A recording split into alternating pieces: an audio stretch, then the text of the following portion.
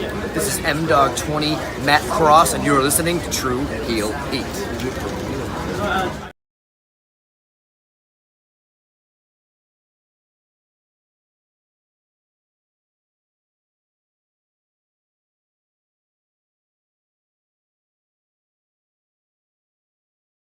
This is Timothy Barr from MLW. Make sure you give a listen to one of the greatest podcasts in the world, True Heel Heat.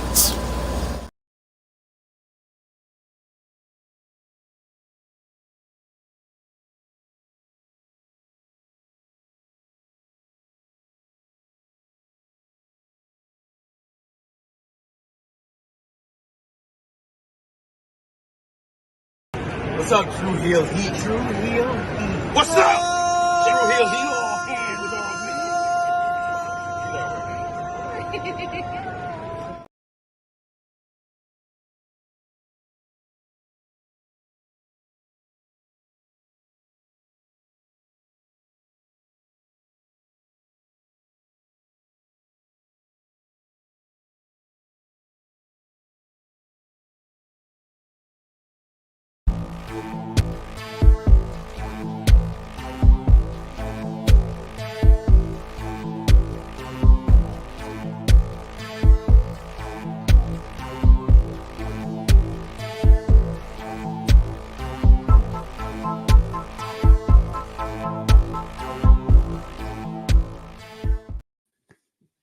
We are back already. Yes, just a few days after we reviewed New Japan Pro Wrestling's latest major event from Japan, we are back to preview New Japan Pro Wrestling's next big event from the United States, Dallas, Texas, to be exact. It is NJPW Lonestar Shootout 2023. This is a preview, of course, if I am here to discuss some NJPW here on the True Heel Heat YouTube channel. I call on the man that is the master of ceremonies, the MC for the past, present, and future of NJPW for us here on this channel. He's your boy, J-News.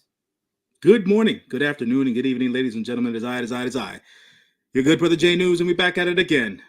In the last 48 hours, I don't necessarily know what's been going on, but they've added a slew, yes, of matches to this particular show. So we've got a lot of stuff to get through. But as always, thank you, and much appreciated for everybody in the chat, viewing live. For those who view on demand, do us a favor. Give us a like, thumbs up, and all that good stuff. SP3, take the rest away. And also, folks, so just want to make this clear, because I know not everyone, is clicking on this video from the Twitter machines, but I want to see more people hit the follow button on our good friend here, J-News, who just got introduced to the world of Twitter this week. He's at Janelle Y. There we go. FNMG. That's right. Your friendly neighborhood moviegoer. As some folks may know or may not know, I am a film enthusiast. I go to the theater about 3 to 4 times a week. so I record podcasts and stuff like that based on whatever I'm watching, and shows as well. So check me out there. And this will, that's the Twitter space for me at the end of the day as well. So check me out there. I'll also be interacting with y'all when it comes to the wrestling stuff, because that's what you guys know me for. I am the one and only J-News. You gotta put it not in your at name, but in your title name, where it just says Janelle. Put the little dash, and then put J-News. Yes, I'll do that. You can put at J-News of True Heel Heat. Make it very easy for me to look you up, because I just put True, and everybody from True Heel Heat pops up. That would be very helpful. But just the J-News, because people are going to know, some people who follow you are going to know you just as J-News and be like, who the hell is Janelle? Amen. I am telling you this from personal experience as someone who was at StarCast, introducing myself as Sid, and like Cassidy Haynes and Cher Delaware would go to people and be like, that's SP3. And they're like, oh, that's who it is. I was like, I'm so not used to being known by this. I'm gonna introduce myself by my shoot name. Sorry. Yeah. Well, yeah, we appreciate y'all all for joining us here live to talk some NJPW Lonestar Shootout 2023 is this Friday from Dallas, Texas. We won't be here live with the watch along or the day after with the review, but we will be back with a review on Monday for Lonestar Shootout to break everything down. But this here is the preview where we'll give you our predictions. We, of course, do pay-per-view previews for all the major events, whether it's WWE, AEW, NJPW, Impact Wrestling. We've even done Stardom. Probably one of our most viewed previews of the year was for Stardom. So join us live here every single week when we do these pay-per-view previews. And of course, we appreciate y'all for joining us live. Appreciate you for joining us on demand. Show that appreciation back. Drop the thumbs up on this video. Share this video with all your wrestling fans, friends, and family on all your favorite social media platforms. If you're new to the True Hill Heat YouTube channel, hit that subscribe button, hit the bell to stay notified for all the great content here. And of course, if you're with us live, sound off in the live chat. We love to interact with all of you. That's the reason why we do these live streams, is to interact with all of you and hear your feedback and talk with all of you guys. So remember to sound off, and we'll try to highlight as many of your comments as possible. But if you're feeling generous, you could send a super chat donation. Those are also important. We're a self-funded channel here, so the only way you're able to give back to the contributors that you see on screen here is with a super chat donation. So we always helps out so much. We got one of our members in the chat, Vala B, who is always here with us majorly, definitely for our NJPW coverage. He says these daylight savings starting times are fucking me over, man. Apologize. Hey, listen, man. I can't claim everything that America does. I'm not. You know, I'm with you. I'm with you, Vala B. I don't know, man. I don't know. It's weird. It's weird, especially if you're in a different country, Vala B. Exactly. It's even weirder. We got G Loke in the chat who says, "What it do at True Hill Heat? Let's go." We also got Frantic World who says, "What's up?" SP3 J-News and chat. We got Vala B who says, "If I fall asleep, I fall asleep." Just a reminder, this will be the first show on the new NJPW World update. So is this one available for free for subscribers of NJPW World, or is this the US crap where they charge? There's still there. No. There's no extra charge, but this is the English commentary is going to be on Fight, and then the Japanese commentary is going to be on New Japan. All right, I'm okay with this. I'm okay. And I think they did something similar for Fighting Spirit Unleashed, right? Yeah. Because I know Fighting Spirit Unleashed, I didn't watch it live because I was at the wedding, but I know when I came home and I watched it, it was there. They had the Japanese coverage. It was there, but the English didn't come until I think just a couple of days ago. Yeah. We got Brandon in the chat who says this card looks good. It's definitely shaped up quite a bit from where it was. And Brandon, we gotta praise you. You are a subscriber of the day because Brandon's our newest member. Yeah, there it is. Let's go. So thank you, Brandon, for becoming one of our great members, joining the likes of Vala B in the chat. Just $1 a month, guys. That's a good way to support us. Plus, you get in-chat perks. We'll always highlight your comments in the chat. And, of course, you get exclusive content, which we're going to be putting some more out for you, like our Fighting Spirit Unleashed review that is already up for our Patreon backers. That's going to be available for our members this week as well. We got Vala B who says... I ain't paying for English commentary. And yay, new member. Let's go. Yes, thank you, Brandon, for joining us. And anyone else? I see Frantic Girl in the chat. You're always here, man. Frantic Girl, why not? $1. Well, come on, become a member. You're always here anyway. You might as well become a member. You should take a leap. The water's warm. But yes. Let's get into NJPW Lonestar Shootout 2023. We got 12 matches to go through here, including 2 on the kickoff show, J-News. But overall, 0 to 10 with all the late additions to the card this week. We always start off these previews, which are 0 to 10. What's your buzz level for Lonestar Shootout? I mean, after I saw the litter of matches that came onto the card yesterday, I was like, okay. I was like at a 3 because I was like, the New Japan Strong shows usually don't do much for me, but with Zack versus Mikey and the other matches I got added the other day as well, it's like, okay, give me a 6. I'm above average now, so I got a good buzz going or whatever the case is, even though I don't even know what the hell a buzz is because I've never drank alcohol a day in my life. But anyways, so straight edge. Straight edge, guys. Yeah, for life. But at the end of the day, I'm looking forward to the show. I'll probably, because it's on Friday, so I probably won't watch it live, but I'll be ready for the review, and we'll have definitely our breakdown coming through next Monday. See, this is why we're giving J-News and the rest of everybody that's going to watch the review a whole weekend to watch this show. Because anytime NJPW or Impact do a major event on a Friday, I'm just like, do y'all want people to watch? Like, I know that the two promotions that a lot of people would view as bigger than your promotion run their shows on the same night. Like, I always get confused by that. I'm like, it's a tough sell because for years, right, pay-per-views were just on Sundays. For years, pay-per-views were just on Sundays. Now they're on Saturdays. Now they're on Thursdays. Who changed that was Ring of Honor. Ring of Honor in the 2010s. They started doing like pay-per-views on like Fridays and pay-per-views on Saturday. And then little by little, other promotions started doing. AEW did their Saturday pay-per-views for a while. Now WWE's on Saturday pay-per-views. But like anytime there's a Friday pay-per-view, I'm just like, why? Like, why? There's too much going on Fridays nowadays, man. Jeez. Like, besides just wrestling, you have life. Like, exactly. Come on. But let's talk about this card here, starting with the pre-show matches. I mean, for me, I'll say my buzz level is at 6.85. It's very close to a 7, mainly for the three top title matches on this card here. But let's get into stuff with the pre-show matches, as we're going to have another strong Survivor matchup featuring the students from the NJPW Academy. The winner of the first Strong Survivor matchup at Fighting Spirit Unleashed was Matt Vandegrift. He's going to go one-on-one with Barrett Brown.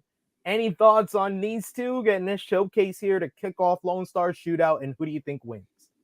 I mean, Barrett Brown's been associated with Strong since his inception. So for him to be in this is like it's a little worrisome, whatever the case is. So with that being said, I don't know who Matt Vandegrift is. So it'll be my first time watching him. Hopefully it turns out to be a good match. They'll probably get about 8 minutes to showcase whatever they got to showcase. 5 minutes. The last match got like 5:30. Oh, okay. All right. So yeah, there you go. So they'll probably get 5 minutes or whatever, and they got 5 minutes to get their shit in and get each other over, or whatever the case is, and then we'll go from there. But we'll see. We'll see how it goes down. If Vandegrift won the last one, I'll give it to him on momentum stake. He'll win this one. I saw the Vandegrift matchup at Fighting Spirit Unleashed for our review for patreon.com/Trio Heat. And I thought he was impressive. He had a nice little 450 splash. You can still tell he's a little bit green, but I'm going to go for him in this one. Barrett Brown kind of being featured in an NJPW Academy matchup. Yeah, I agree. That's not the best. It's not the best look, man. He was there before the DKC. You know what I'm saying? So it's like DKC graduated before you, dog. But yes. Let's talk about the other pre-show matchup, which is very, very interesting that these two are on the pre-show. Because if you talk about NJPW Strong, a lot of people would think of these two immediately when you think of guys who are associated with NJPW Strong. But they're going to be on the pre-show here. Two former Strong openweight champions, as Fred Rosser will go one-on-one with Tom Lawler. These guys kind of have like the signature rivalry of NJPW Strong with their feud over the Strong Openweight Championship. Tom Lawler was the first champion. Fred Rosser was the second. Who do you think gets the win here? And I guess this is a win to get back on the main card, maybe?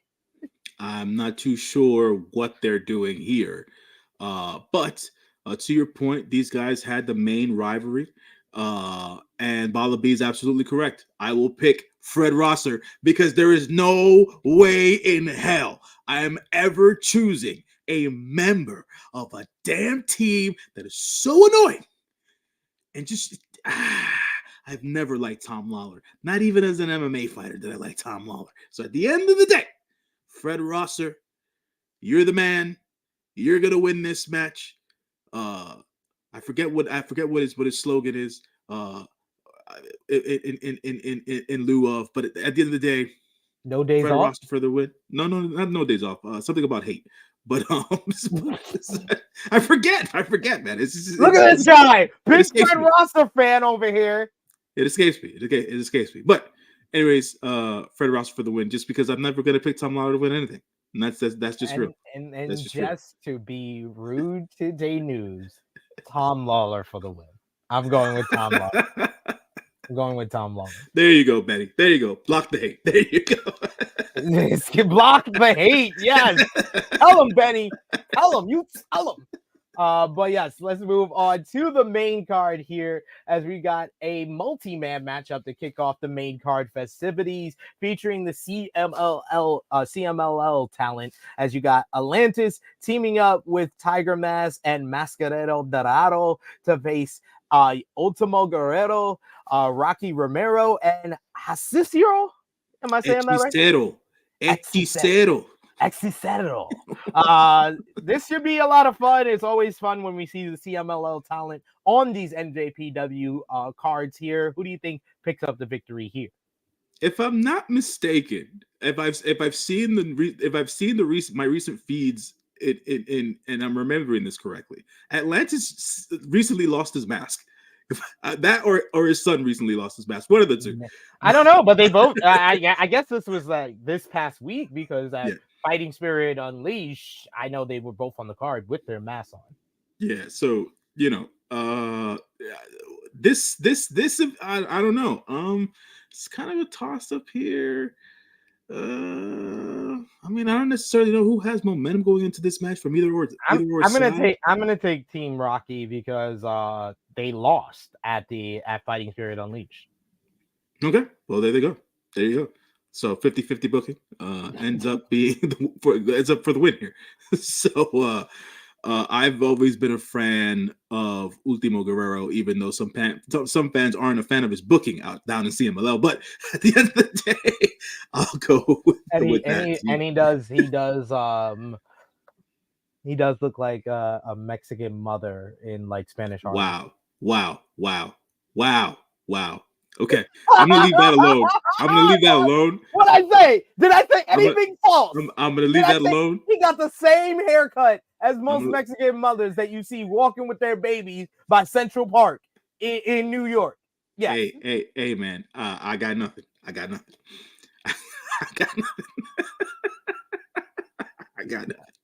I apologize for any Mexican mothers who are watching if I offended you, and I apologize for J-News leaving me out on this hill I'm gonna die on. But yes, I'm gonna go with Team Guerrero. You're going with Team Guerrero as well? Yes, sir. Right.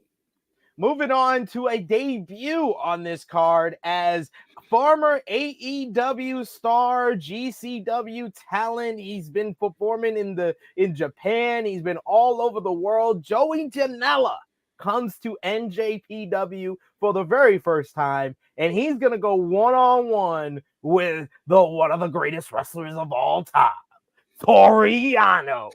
This should be an absolute comedy match. Who do you think picks up the victory here? I mean, if they're bringing in Joey Janela, I would assume it is the bad boy who picks up the win here. This should be a new type of comedy match because Joey's comedy is not Toriano's comedy. So we'll see how this goes. But I give this win to Joey Janela. The bad boy finally arrives to New Japan Pro Wrestling. I agree. I think Joey Janela picks up the victory here. I expect him to sell all of Yano's regular shenanigans so over the top that it's going to be entertaining. It's going to be no choice but to be entertaining. We got Dolores in the chat saying, "What's up, everyone?" We got Big Man Dogs practicing for SP3 disclaimers saying the views and opinions of SP3. We got Vala V that says, "If this match doesn't entertain me, Janela should retire." I agree. Wow. It should be entertaining. It should be entertaining for sure. Frantic World saying, "I got Joey Janela," and we got Dolores who says, "This match will be funny. I see Yano winning. Joey loses a lot." That is true. Joey does lose a lot, but you don't want him to lose instantly coming to New Japan, do you? Yeah, no, right. No, I don't think that'll be a good way to start. Yeah. Moving on to the third match on the main card here. It's another multi-man matchup as we got a 4-on-4 8-man tag featuring Hontai versus the Bullet Club, as Bullet Club will be represented by Chase Owens, Gabe Kidd, Alex Coughlin, and Clark Connors, facing the Hontai foursome with the GODs, Tama Tonga and Tongaloa, as well as the Intergalactic Jet Setters of Kushida and Kevin the Jet Knight. A lot of good talent in this one. Who do you think picks up the victory? I think because they've been on a losing bit as of late, both Tama Tonga and Tongaloa, singles wise, and the Intergalactic Jet Setters didn't do so great in the Junior Tag League. I feel like, this doesn't bode well for them. The Bullet Club here gets the win. They're the stronger of the faction. Right, this is going to be the first time that those 4 Hontai members, or whatever you want to, God, Hontai, whatever you want to call them, are coming together. The Bullet Club, not to say that they're a well-oiled machine, but at the end of the day, they're on the same team, and they have collected together before. So I would put this on the crown jewel, Chase Owens, to take the lead here with the younger Bullet Club War Dogs to win the match. Tama Tonga lost the Never Openweight Championship to Shingo Takagi at Fighting Spirit Unleashed. Tongaloa lost to David Finlay at Power Struggle earlier, last weekend. And, the Intergalactic Jet Setters did not even make it to the finals of the Super Junior Tag League. And, Gabe Kidd's on a roll. He's getting ready for a big matchup against Will Ospreay. Right. Alex Coughlin looked good in that 4-way last week. The number one contender's strong openweight 4-way, and his interactions with Jeff Cobb were very exciting. And Clark Connors is one half of the IWGP Junior Heavyweight Tag Team Champions, and he's going to be facing, the Catch 2-2 at Wrestle Kingdom, and that's already been announced. All of I am saying that to say Chase Owens is in this match, so the GOD is going to win. I just broke down everybody. Everybody has something going on. There's one person who doesn't. It's Chase Owens. He's going to take the L. All right, good enough. I love how I was able to break that down for y'all. We got Frantic Girl. This is Bullet Club War Dogs for the win. We also got Dolores, who's agreeing with J-News. He says, I think Bullet Club will win. And we got Vala B, who says Chase exists to eat the pin. He agrees with you, man. He agrees with you. He does. But let's move on to our first title match on the card, as the Gorillas of Destiny will be in action once again, represented by Hikuleo and El Phantasmo. The strong openweight tag team champions will be making their second defense of the titles against the West Coast Wrecking Crew, Jarrell Nelson and Royce Isaacs. These two men attack the champions back at Fighting Spirit Unleashed after God picked up the victory over Monster Sauce in their first defense. It was the West Coast Wrestling Crew who attacked them, laid them out to set up this challenge for Lonestar Shootout, who walks out with the strong openweight tag team championships. The champs, baby. The champs. God retain here at the end of the day. ELP, Hikuleo.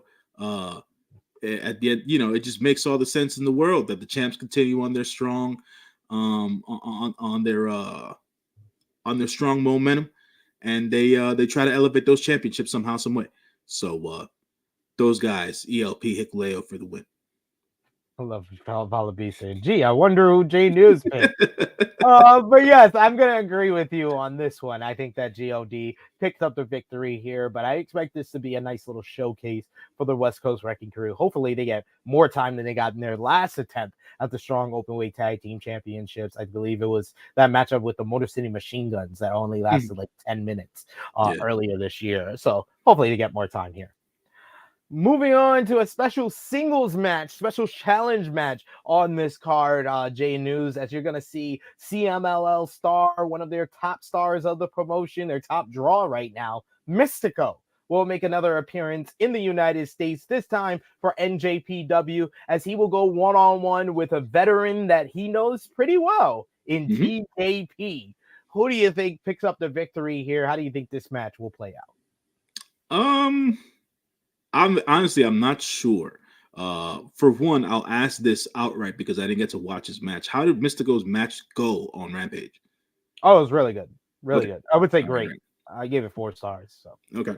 So with that being said, did he win? yeah, he won. Oh, you won. Okay. All He's right. So with that being said, Rocky Romero. It's like asking me who won Chase Owens' match. It's obviously the other person.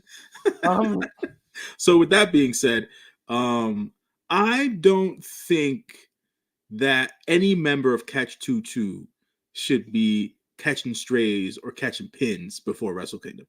So I feel like TJP will win this match, but it will be one hell of a lucha match for us to watch because these two gentlemen, they know lucha well, and they do it to the greatest of their ability. So I feel like this is going to be a banger of a match.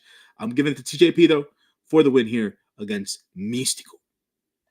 I'm going to go opposite to you, and I'm going to go with Mystico picking up the victory here. I don't expect Catch 22 to lose any tag team matches before Wrestle Kingdom, but having a singles match before Wrestle Kingdom and losing does not affect anything as far as the tag team is. And I think that's the whole point of having tag team wrestlers is that they can lose in singles matches. So I think Mystico picks up the victory here. I don't like that logic. I don't like it at all. I don't like it at all. But yes, we got a couple of people in the chat who think that we got Frantic World saying Mystico is going to fly high. We also got Dolores who says Mystico needs the win but won't get it. I love watching Mystico. I think Mystico is going to get the win because he's currently a champion right now in CMLL as well. So forgot about that. Bro. Yeah. Next we got for the Strong Openweight Championship, Eddie Kingston will defend against an absolute legend, former IWGP Heavyweight Champion, Satoshi Kojima. It was at Fighting Spirit Unleashed that Eddie Kingston picked up the victory over Ha-Na Ray, defending the Strong Openweight Championship. But also at the event, it was Satoshi Kojima who picked up a win in a fatal 4-way matchup against Fred Rosser, Alex Coughlin, and Jeff Cobb to become the #1 contender for the Strong Openweight Championship. This right here is his opportunity. And once again, it's an opportunity for Eddie Kingston to go against one of his Japanese idols. Who do you think picks up the victory in this one? I mean, Eddie's been on the roll, man. I don't see Eddie losing until they create a storyline that makes sense for him to lose. So for right now, him going up against these Japanese legends and or people that he might appreciate or admire in some way, I expect Eddie to win. But it'll be a surefire meat fest. Surefire meat fest. So we'll see it go down between Koji and Eddie Kingston, with all the machine gun chops that we love to see. So, but yes, this is gonna be Eddie's 7th defense of the Strong Openweight Championship, the title that he won back at Independence Day on July 4th. This man has been putting it, he is not slowed down. He's been a fighting champion, defending the Strong Openweight Championship, defending the Ring of Honor World Championship. I think that Eddie Kingston is going to pick up a victory here, and I don't know what do you think this match is going to be in comparison to some of Eddie's other matches this year against like these legendary Japanese talent, like Shibata at Wrestle Dream. He had the match with Minoru Suzuki on Title Tuesday. What do you think? Where do you think it would rank in comparison to those matches? I think that Koji still so. From everything that I've been watching from Satoshi Kojima the last 2 to 3 years, like Koji's still on this run where he's just performing very well. He hasn't really slowed down in the last 2 to 3 years. So I think that this match is going to go off very well. I was a big proponent of his match versus Jun Akiyama earlier in the year.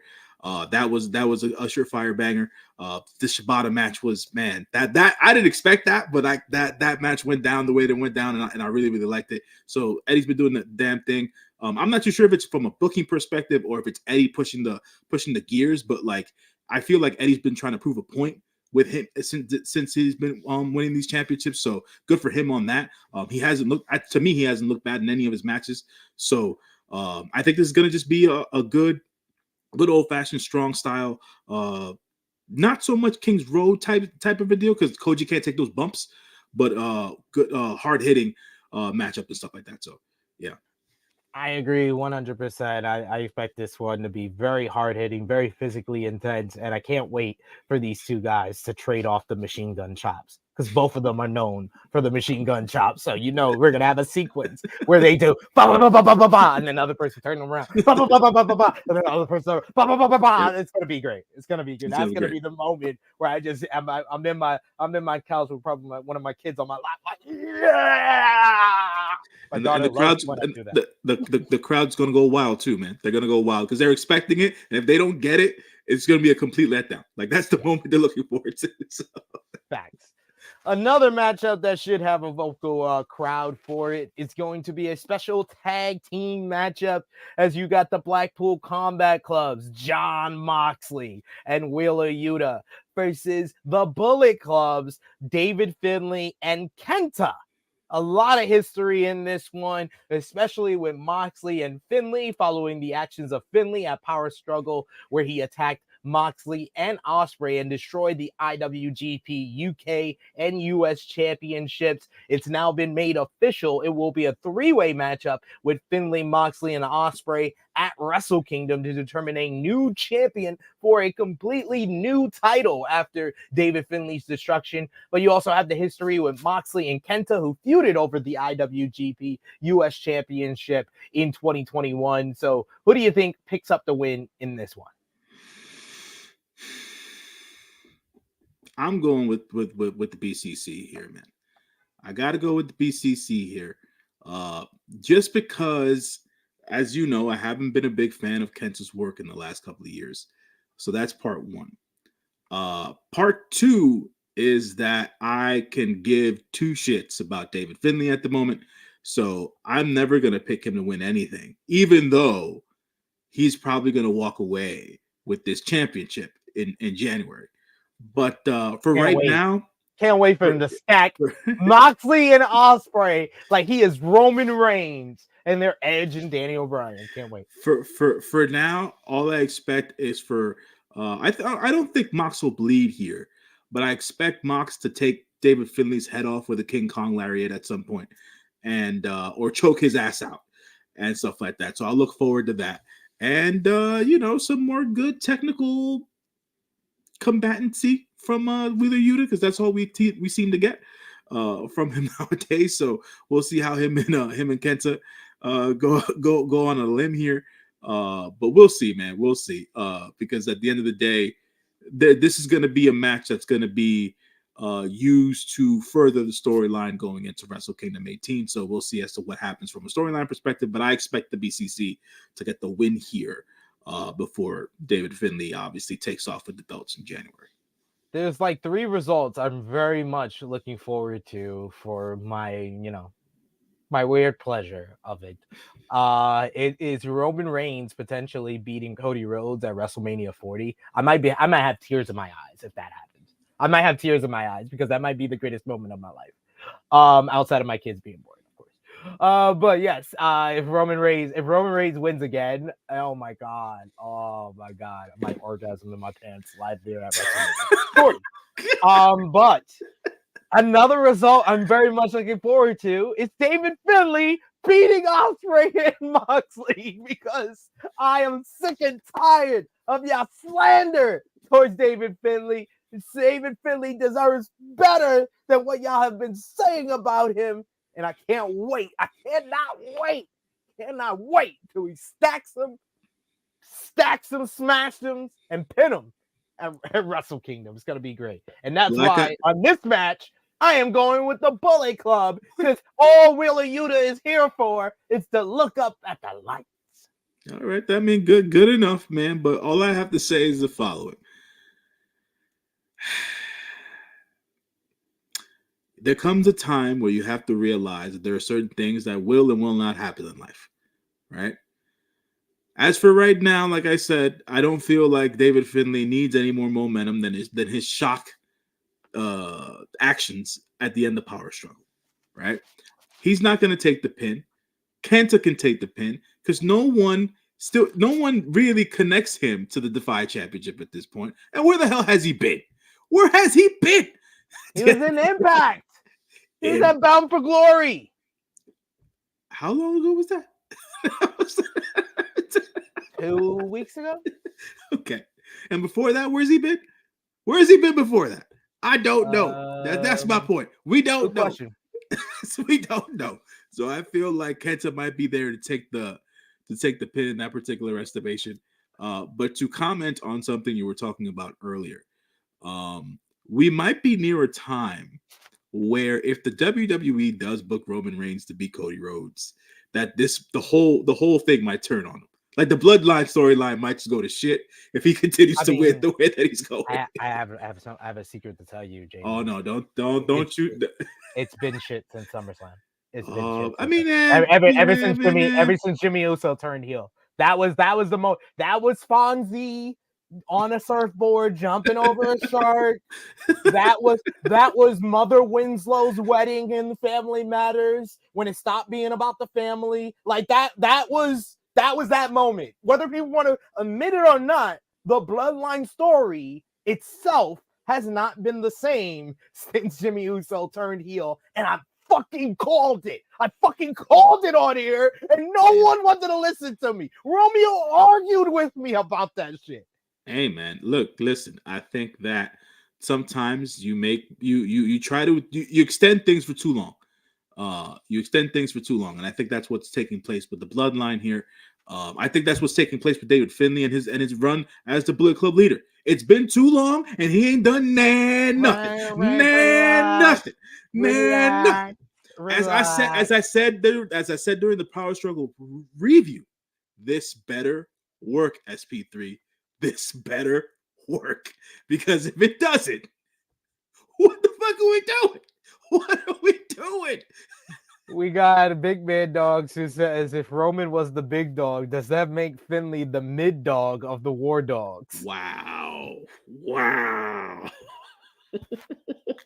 Yo, Big Man Dogs, yo. Like, he's a corner 3-point shooter. Like, because sometimes he be making shots, and it's like, okay, y'all still down by 6. But sometimes he be making those good shots, and that's one of those good shots that put us up by 2. Thank you, Big Man Dog. That's one of your best comments you put there. Great question, and I guess right now, yes. That's the answer.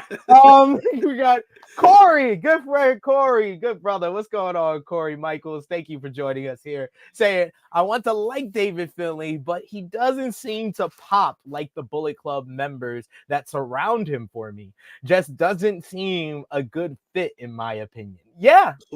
It's one of those, because I've said, I feel like this year, as we're coming down to the end of the year, I'm getting more of in my head about what the end of the year is and awards. And for end of the year, for Booker of the Year, right now, my heart is saying Triple H. But the thing that stops me from saying that completely is that I feel like Triple H has created some storylines that were flawed from the very beginning. Like Becky Lynch and Trish Stratus. Why the fuck did Trish Stratus turn on Becky Lynch 2 weeks after they won at WrestleMania when you could have had Damage Control win there and start the program there of Trish turning on her, Trish attacking Lita for no reason. The whole explanation had a whole bunch of logicals I was doing tope suicidas from, and then it was 2 months later everybody was like, "Oh, this Becky Trish rivalry isn't that good." Like, motherfucker, I said it from the beginning. And the same thing with the Jimmy Uso turn. I was like, well, this is flawed because this didn't make sense right now. With this whole David Finlay thing, it's another one. It's like Gato helped. It's like Paul Effect helped Gato with this whole David Finlay becoming the leader of the Bullet Club, because it was flawed from the very beginning of him attacking Jay White the way he did. And the promo was good. The promo he delivered, but then immediately thrusting him into a leadership position when he really wasn't ready for it. Nah, that is not what you have done with any of the Bullet Club leaders. Jay White came into New Japan and was kind of viewed as this person who is a snake, who is slithering into chaos to basically learn how to run a faction, and then eventually he became the leader of Bullet Club after picking up key wins against Kenny Omega, against Kazuchika Okada, main eventing shows, feeling like a main event star, and then they gave him the Bullet Club leadership spot, and that took him to the next level. Kenny Omega, he was the king of the junior heavyweight division, then decides he wants to usurp AJ Styles. He becomes a leader of the Bullet Club, immediately gets into the IC title scene. He beats Tanahashi, wins the G1. They did the work before and after. AJ Styles comes in as the top star, the greatest of all time from Impact Wrestling, immediately attacks Okada. His first match, he beats Okada for the IWGP Heavyweight Championship, immediately solidifies himself as the leader. Every single time they have had someone come in to become the leader of the Bullet Club, they did the work before, they did the work after. David Finlay, they haven't done the work either on either side of this. On either side. And it's like Corey said, you want to like David Finlay, but you can't. You just can't. There's not a redeemable quality about it. So, hope, like I said, Gato, I hope this works. Because if it doesn't, they'll blow the whole thing up, man. They got to blow the whole thing up. Like, it's got to be one of those events that happens where the actual Bullet Club comes together as a whole. There's no vote. They just beat his ass down, take his ass out, strip him of whatever title he has, and then fight amongst themselves for it or whatever. That seems like a better storyline than what's going on right now. But anyways, we've got more matches to we do. We got Big Man Dogs. It says, for real, I miss a lot, but sometimes I score when it truly matters. My man Big Man Dogs out here being Robert Horry of the chat. He Robert Horry of the chat. If I need a big shot, I'm going to you. We calling you Big Shot Dogs. Big Shot Dogs. You Big Shot Dogs. We got Corey also in the chat saying, dude, the Trish and Becky rivalry only peak was that incredible cage match that almost made up for that stagnant feud. I love Trish, but Bex carried 100%. That's the thing with WWE, especially this year. What I've noticed, especially with the women's division, like I said, Kyrie coming in for the Damage Control storyline is the first time I feel like we've had an interesting story in the women's division of WWE this year, because all they have done really this year with the women's division is stick the landing on shit. Charlotte and Rhea, that was a horrible buildup because it was flawed from the beginning of Rhea picking Charlotte instead of Bianca and Rhea thriving as a heel versus a babyface Charlotte Flair. That's never going to work. But they stuck the landing and had one of the greatest women's matches in WrestleMania history. So no one's talked about it. No one talked about how bad that build was. No one also doesn't talk about Becky Lynch and Asuka. Bianca and Asuka ahead of WrestleMania, where they did the same fucking segment for 5 weeks straight. Legit did the same fucking segment for 5 weeks straight, but they had a very good matchup at WrestleMania. No one talks about it. Becky Lynch and Trish Stratus, same thing. They had an incredible cage match. So no one will talk about how we spent 6 fucking months of that not being as good as we thought it was going to be. Like that's what they've done all year. They stuck the landing on these women stuff. Like Rhea Ripley being women's champion in general, I feel like it's just gotten good because they finally cared about enough women to actually compete with her, where she's just been so far removed from the women's division that her title reign just hasn't felt like it reached the potential that it had at the beginning. Yeah. I mean, it's been a trying year for everybody. It's ahead in ain't nobody gonna bat 1,000. But we'll see.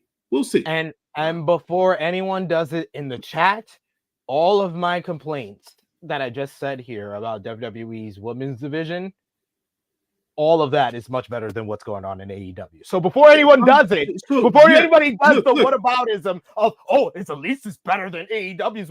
Yes, it is. You don't need to mention the obvious. I mean, I think the best, and for lack of me watching, right? Because I never watch Impact and TNA, but at the end of the day, I think they've been the best booked women's division for years, right? Impact and whatnot. So last 2 years, I would say. Yeah. I would say if not them, it's NXT. Yeah. Sean knows what he's doing over there, man. So he's creating a good stable of young ladies over there. I like what I'm seeing from the girls over there, which for a couple of years wasn't the case at all. So what he's been able to do the last, I'd say, year and a half, 2 years, like to your point, has been incredible with those girls. So yeah, man. But Impact, NXT, they're the ones who take the mold. Don't watch enough Stardom to understand as to what's going on right now. Stardom is the king when it comes to women's wrestling. Like, yeah, but that's match wise, right? So But at the end of the day, they have great stories as well. I think they have better stories than both Impact and NXT, even though those are kind of the benchmark when it comes to North American women's wrestling. But we're gonna go back to women's wrestling briefly. But first, this is a matchup I am looking forward to the most on this card for the NJPW World Television Championship. Zack Sabre Jr. will defend against one of my favorite wrestlers in the entire world, Speedball Mike Bailey. This will be Zack Sabre Jr.'s historic and record-breaking 16th defense of the NJPW World Television Championship that he won on January 4th, 2023. Can he make it through 2023 as the television champion, or will Speedball cut him off right here at the finish line? Who wins? I don't expect Mike to win this match. I expect Zack to go into Wrestle Kingdom as the TV champ. This will be an incredible match. I know I have the propensity to call draws at times. But I feel like Zack edges this out, like maybe like with a minute left or a couple of seconds left or something to that extent and whatnot. But I think Zack edges it out, and he gets the win here. But this should be an incredible match. That's my take on what's going to happen here. Yeah, like this is just like magic in a bottle here with these two guys who have coming off some of the greatest matches of their whole entire career, whether it's Zack with Will Ospreay at Royal Quest, Speedball with Ospreay at Bound for Glory. Zack Sabre Jr. has been kind of, in my opinion, a dark horse wrestler of the year candidate this year with what he's done to establish the World Television Championship and the catalog of great matches he's had over that and outside of that with the likes of Bryan Danielson, which I view as a top 3, top 5 matchup this year. So I expect these guys to show out. I expect these guys to steal the show, but I also expect Zack Sabre Jr. to get his 16th successful defense of the NJPW World Television Championship. But I expect to also say that this was my match of the week at the end of the week on True Heat this week. Sure. We got Dolores in the chat who says ZSJ because Mike Bailey just lost to Santana Jackson. He can't win this. Oh man, I saw that his matchup with Santana Jackson got viral because Santana Jackson is hilarious. We got Frantic Girl that says I got ZSJ and this match is going to be very good. I agree with you there. We also got Big Man Dogs, Big Shot Dogs, who says Sean is a dark horse for Booker of the Year, but NXT is really polarizing with the weird shit they do. Yeah, that one. Yeah. That last part. the men's division is weirdly booked. I'll say that from top to bottom of the card. I'll say this because I only saw the instance or the highlight of it or whatever. Like what's going on between Trick and Mello is a little weird per se. I think that's the best. So that's the best. I feel you. I feel you're not wrong, but it's still a little odd because it's like.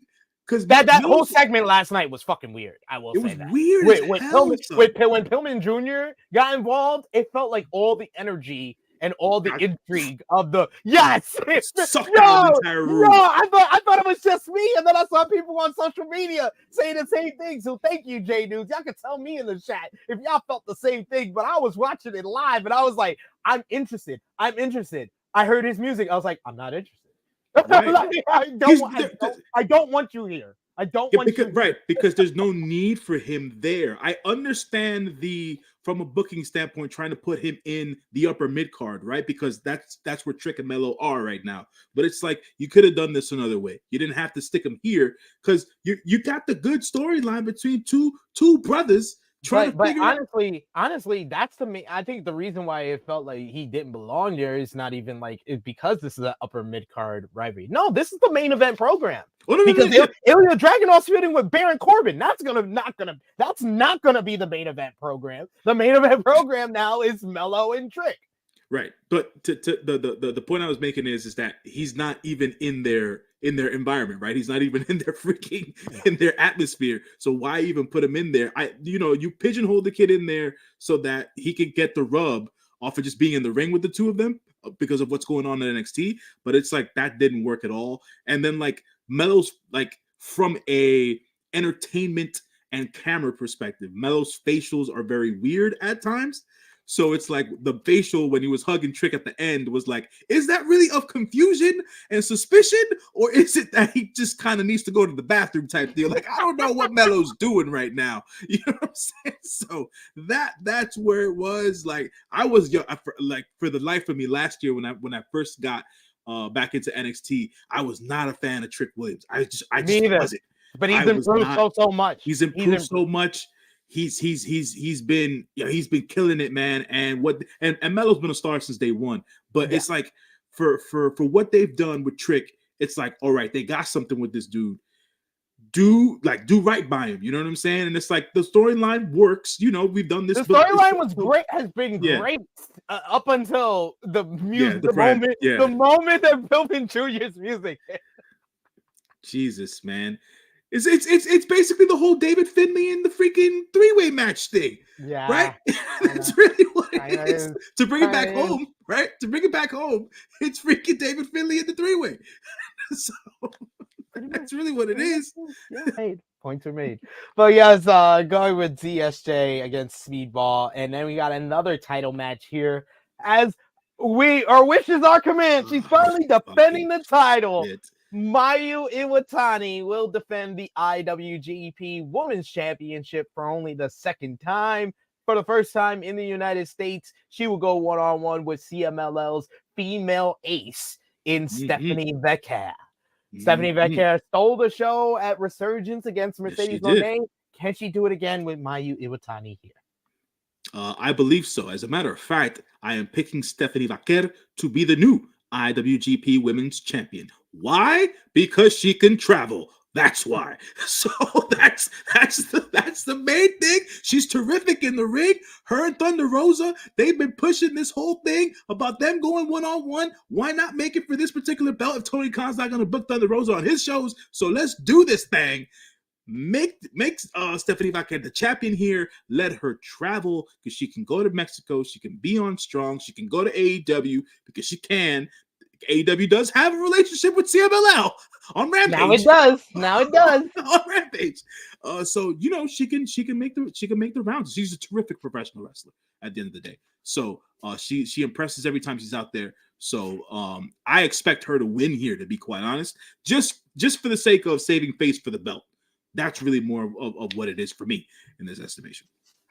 I'm gonna go with Mayu Iwatani to get the win here, not because I particularly am enjoying her as the champion. I feel like Mayu Iwatani is one of the best women's wrestlers in the world and has been for over the past decade. And it pains me when wrestling fans know of Kairi and Io so much, but don't know of the third sister of Stardom in Mayu Iwatani. I think she deserves so much more credit, so much more praise, so much more eyes on her. Just want her to fucking defend this title. That's all I want to do. So I think she gets the win here. And I don't know who would be the big challenger. I know Stardom is doing a big show ahead of Wrestle Kingdom this year on January 4th. That it's going to be headlined by an IWGP Women's Championship defense. I just don't know who is the woman that kind of is going to be positioned to face Mayu Iwatani here. But we will probably know after this matchup. More than likely. I just don't. Look, at the end of the day, man, I have nothing against Mayu Iwatani's work. She's fantastic. She's amazing. But there's multiple sides and multiple layers to the business. she can be amazing in the ring. She could be an amazing professional wrestler, but she does not defend this championship the way it's supposed to be defended. So give it to someone who can defend the championship the way it's supposed to be defended and book it that way. You know what I'm saying? So it's like that's really more or less my battle with it. Has nothing to do with Mayu. It's just she doesn't want to leave Japan, and it's her right at the end of the day.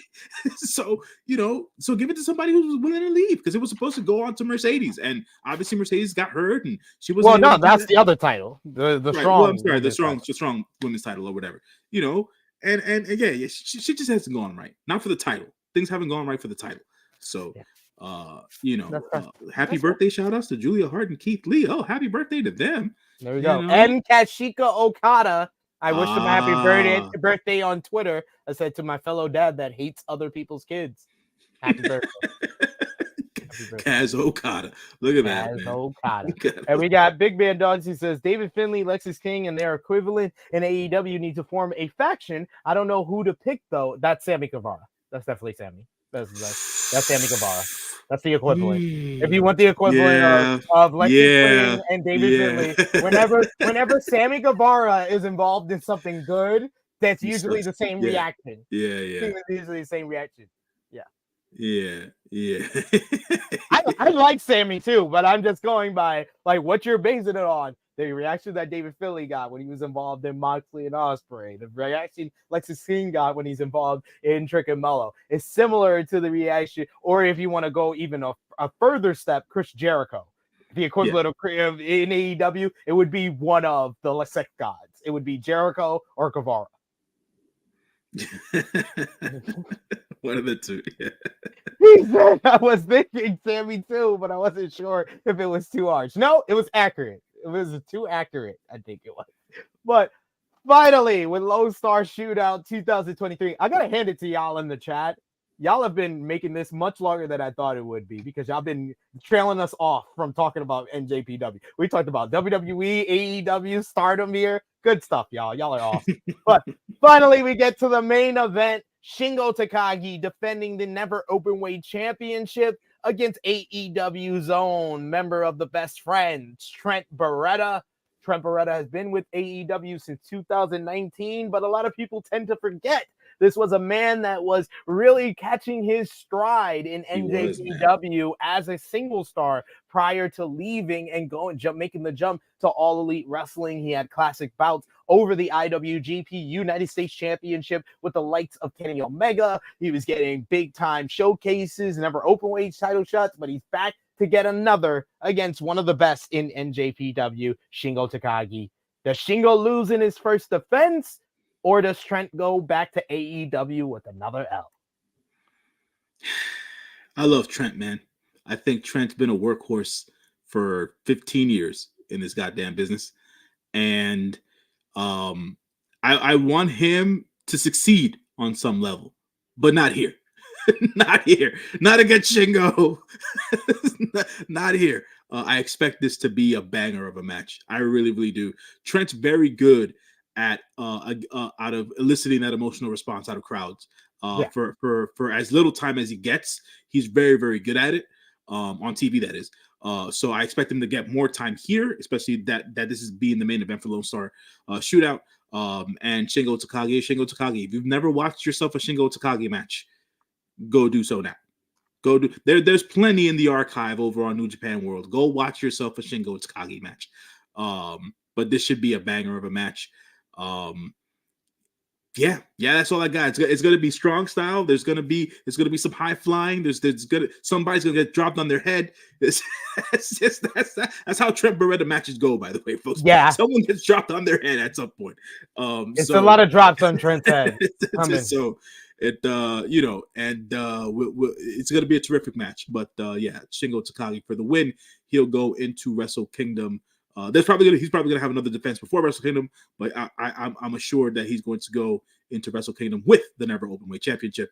I think they do him and Tama Tonga before Wrestle Kingdom, and then from there we find out who he's gonna actually face at Wrestle Kingdom for the Never Openweight Championship. But I agree with you. Shingo Takagi picks up the victory here against Trent. Before we wrap things up here, though, we got a big news item to discuss that I got to hear your thoughts on. I'll give my full thoughts on it this Saturday on the True Hill Heat Flagship podcast. But a current NJPW champion is being eyed up with interest from WWE. It was reported this week from PW Insider that there is a heavy interest in current NJPW Strong Women's Champion Julia in WWE. Mike Johnson of PW Insider kind of blew his load, saying that Julia was expected at the Performance Center, but then Dave Meltzer on the Wrestling Observer Radio confirmed that Julia's contract does expire in March. She is booked up through January, and she would need approval from Bushiroad to show up at the Performance Center. But I mean, this whole news coming out makes you believe that, yes, there's smoke where there's fire. So I'm going to ask you, J-News, to close things out. 2024, does Julia sign with WWE? I don't know. I mean, look, man, it's an opportunity.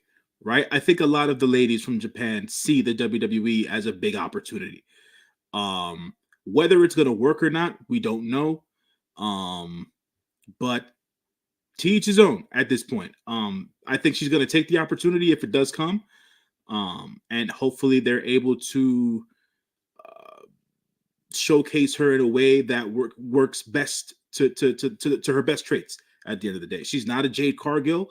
Obviously, she more or less, to me, from an in-ring and stylistic capacity, more or less like a Mercedes in a sense or whatever, but I'm not too sure if the attitude is there for it. I'm not too sure if the charisma is there for it. Obviously, promo cutting and everything else in between, right. So we'll see. But my take on it is that she can do as to whatever her heart desires. Do I want her to go to the WWE? I honestly no. The WWE doesn't have a good track record with Japanese talent, period. Just in general, I know that what they've done lately, which with Shinsuke has been, it's better. You know what I'm saying? But it hasn't been great. Obviously, this Io Sky title run could be better, but that's just the women's division in general, right? Asuka. What can we say? Right, they dropped the ball on her the first day she got out to the main roster. So it is what it is there. So I don't know, man. It just doesn't seem like the right place for her to go. I understand money's always a key thing, right? I'm not out here trying to stop people from making them funds, them greenbacks. I'm not here to do that. Go get your lettuce, as Big Perks likes to say. But at the end of the day, I just don't. I don't think it'll be a good move for her in the long run. But I'm sure she'll take the opportunity. She'll try her best, and we'll see what comes from it. So, yeah. We will talk much, much more about that subject in depth this Saturday. The True Hill Heat Flagship podcast will be myself, Miss Chrissy Love, and we'll be joined by Scott E. Wrestling, Scott Edwards, who's an expert on Joshi wrestling, everything Joshi. Very big fan of Julia and followed a bunch of her work over at Stardom and Ice Ribbon. So he'll join us to talk all about Julia potentially making the jump to WWE. But J-News, please let the people know where they can follow you on social media and what you got going on your podcast and when they'll see you next time. So hold on, before I go to solo right here, Frantic World asked me, what about Tozawa, J-News? Frantic World, what about Tozawa? Ooh, that's nasty. It's interesting, right? Because I felt like he's done so well in his comedic role, right? It's a level of success. I'm not going to take that away from him in that particular perspective. But it's just like, I feel like they could have done more with him outside of the comedy stuff. That's really where it lands for me. Like this past month, I think it was on Raw, where he went one-on-one versus Shinsuke, right? Yeah. Like that should have been much more than what it was. And I knew it was going to be a squash match or whatever, but it should have been much more than what it was. And they could have built the storyline around that shit or whatever. They really, really could have if they wanted to, but they didn't, because Tozawa was over on NXT. Also, he was there last night. He had a good match with Noam Dar. He had Noam Dar. I mean, those guys they're terrific, right? They were in the in the cruiserweight division together at the end of the day, so they weren't going to have a bad match there. I love the comedy stuff he's doing with Alpha Academy. Now, I just love the Alpha Academy in general. Tozawa to join them has been great. He's had success in the role that he's been given. But I feel like there could be more done with him. In the estimation of, he doesn't have to be a top guy. I'm not saying that sort of thing, but it's just, don't always pigeonhole someone into the comedy thing. Let them do different shit to see if they can go with it. He's getting TV time, so I mean, if that's always the goal, then I can't knock it, right? If TV time is the goal, then yeah, he's on one, So that's what it is. Kind of similar to the Kingdom. The Kingdom's getting TV time. They're not wrestling too much, but they're getting TV time, and they're great, man. But for all of the stuff that I mean, all the years that we've watched ROH and understand who Mike Bennett and wow, why am I blanking on his name right now? Matt Taven are. They're doing great with what they're doing with Roddy, right? Even to this day, people aren't talking enough about what the hell's going on with Roderick Strong or whatever. They like this. I think that's like one of the biggest surprises of 2023 is that Roderick Strong is one of the funniest characters in wrestling. Roderick Strong, you have to realize when we discovered this guy in Ring of Honor, the whole stick was he was not charismatic. He wasn't a character guy. He was just a wrestler. And like for someone like him and like Bryan Danielson. I remember when I first discovered Bryan Danielson, everybody was like, oh, he's not much of a talker. He's one of the best wrestlers, but not much of a talker. Now I feel Bryan Danielson is one of the best talkers I ever heard in my life. Like, these guys have like transformed the reputation or the image of their career tremendously from when we first discovered them now like 2 decades ago. Yeah, man, but you know what it takes. You know what it takes, Sid, and you've been there. You know what it takes for them to be the kind of men that they are now. They gotta have kids, bro. They gotta have kids. It's all about the kids. It's all about the kids. Because at the end of the day, what happens when you have children? Everything goes to shit. You stop caring about yourself. Nothing is important anymore. It's all about the kids. So like the seriousness, the seriousness level, the wrestler gimmick shit, it goes to the window, and they can just make fun of themselves, and they don't care about it anymore. And this is where Roderick Strong is. Or you can find someone who's just as weird and creative as you, like Juice Robinson and Tony Storm. Oh my god! J-News. Let the people know where they can follow you on social media. What you got going on your podcast? Sir. Oh man, y'all guys, you can follow me on the Twitter machine. John L. YFNMG, JOHNEL YFNMG. I'm on there. My podcast. Your Friendly Neighborhood Moviegoer. I talk about the movies that I go see at the theaters weekly. Also, different TV shows. I got what is it that I got up recently? I got the movie review on The Killer up there. My second episode on Scavenger's Reign is up wherever podcasts are heard. So that being Spotify, Apple Podcasts, Deezer, Amazon Music. You can find me anywhere and everywhere. And also on the Instagram _JONJY. Find me there as well. I'll be back Monday for the review of Lone Star Shootout with SP3.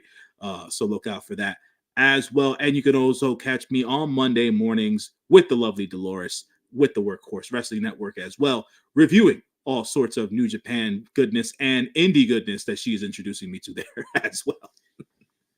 Very nice. Very nice. Love to see J-News getting busy doing all the contents over here. You can follow me on the Twitter machine at TrueHillSP3. You can follow the gang, Facebook, Twitter, Instagram, TikTok at True Hill Heat. Best way to keep track of everything that we got going on over here. Patreon.com/True Hill Heat. $3 a month gets you more exclusive content.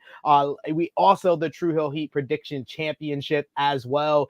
Twitch.tv/True Hill Heat Gaming will be live on Thursday for Blunt Impact, and subscribe to True Hill Heat Sports and True Hill Heat Sports on TikTok. And over on Patreon right now, we got our Fighting Spirit Unleashed review that will be up for members this week as well. We also check out our flagship podcast, True Hill Heat 249, with myself, Top Guy JJ, and Baby Seth talking about last week in wrestling. Take out our WWE Crown Jewel review with myself and Ness breaking out all the action from Saudi Arabia. And check out myself, J-News, and Sanal breaking down all the action from NJPW Power Struggle 2023. Will Ospreay and Moxley staring down, Finlay destroying titles, Bryan Danielson making challenges, plus much, much more. But me and J-Nails will be back with you on Monday to review Lonestar Shootout 2023. I will be back tomorrow to review AEW Dynamite with Jimmy Macaram at 1:05 p.m. Eastern Time. So join me for that one. But for J-News, it is me, your True Hill Phenom SP3. This has been our NJPW Lonestar Shootout 2023 preview. We are signing off until next time.